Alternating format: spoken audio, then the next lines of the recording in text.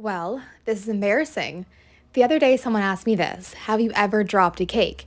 My response at the time was that no, I hadn't, and that was the absolute truth. I mean, how do you drop a cake? And I guess I can just ask myself that question now because, yeah, I dropped a cake. The night after I posted a video saying that I had never dropped a cake, as a fan came in and kept looking at you because they were too shy to say hi. I'm not sure this kid was shy, but he did wait a little bit before he said anything. I took their order like usual. It was a couple weeks ago, and as they're walking out the door, a little boy turns to me and he says, "Is Morgan working?" And I was like, "Oh, that's me." And his eyes lit up. His happiness was so contagious. He looked back at his mom, and his mom was like, "He is a huge fan. Can we get a photo?" I was like, "Of course." So I went around, we took a photo, and it was the cutest moment of my life. I always answer your questions, so time to answer one of mine. What do you guys find more satisfying, when I decorate an original cake with colors and everything, or a blizzard cake like this one? Now, personally, I don't really notice things like that, but decorating this cake right here for Chase's 14th birthday was extra satisfying. We also want to give a big thank you to Chase's dad, who owns Wilson Climate Services and takes care of all of our DQ equipment.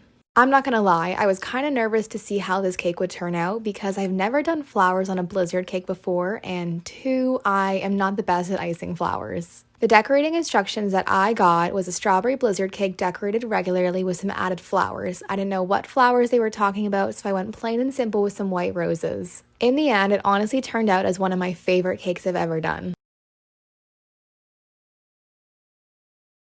Story time on what could have been one of the most embarrassing moments of my entire life. A couple years ago, my friend invited me up to her cottage, and one afternoon we were out tubing having the time of our lives. I mean, this is until we hit a huge wave and both of us went flying, including my bathing suit bottoms. I'm not even sure how that happened. The only thing I knew was that I was terrified because I was going to have to walk onto her boat butt naked. But after about 15 seconds, I did find them. Do I decorate all the cake orders that come into my store?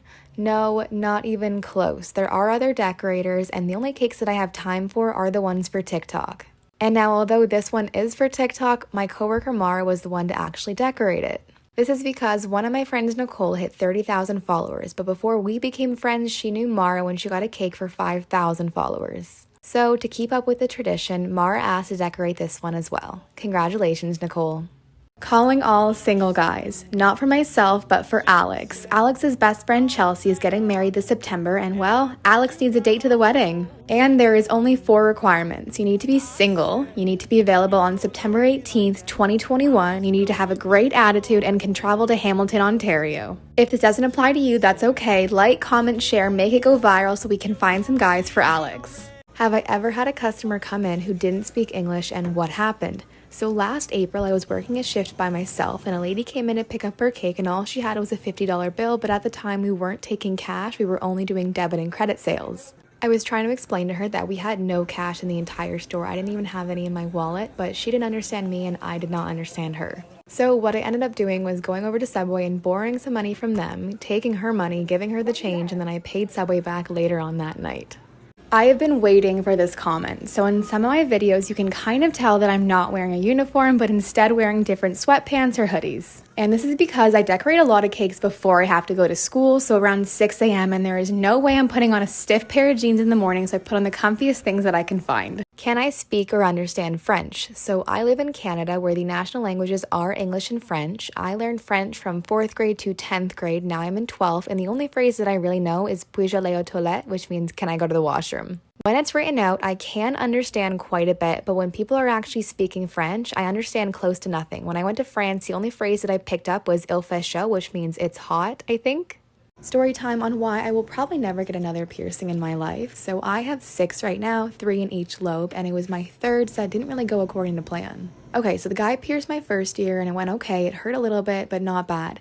Then he pierced the 2nd ear, and it hurt a little bit more, and I started to feel a little lightheaded, and I told him that I was probably going to pass out. That is the last thing I remember before I actually passed out for a good 30 seconds, and then I woke up and threw up.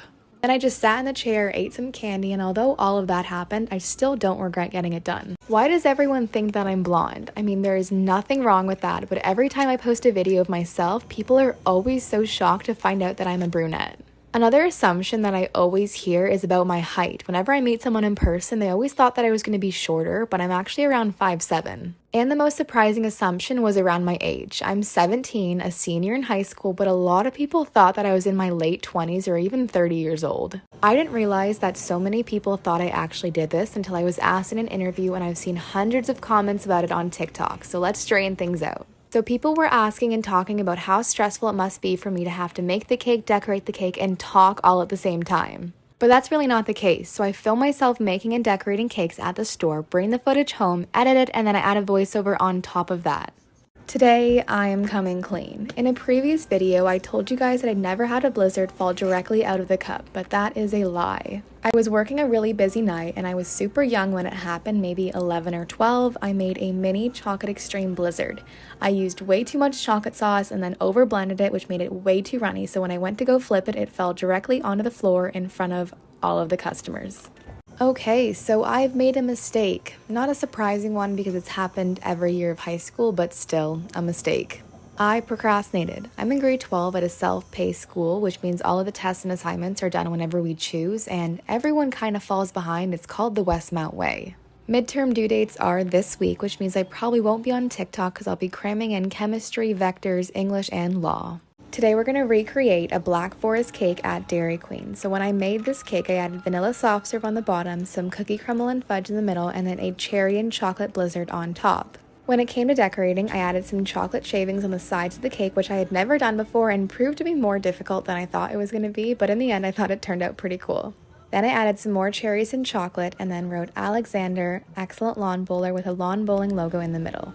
When I came in to decorate this cake, I looked at the order form and all that was written was a wedding cake theme. And that's generally how it goes. Customers will give me a broad idea of what they want decorated and then I just kind of have fun with it. So for this cake, I chose to do some light pink streamers on the side of the cake, a white border on the bottom and the top, and some pale pink flowers on the top as well. The only aspect of the cake that isn't up to me is the writing, which says happy should have been wedding day.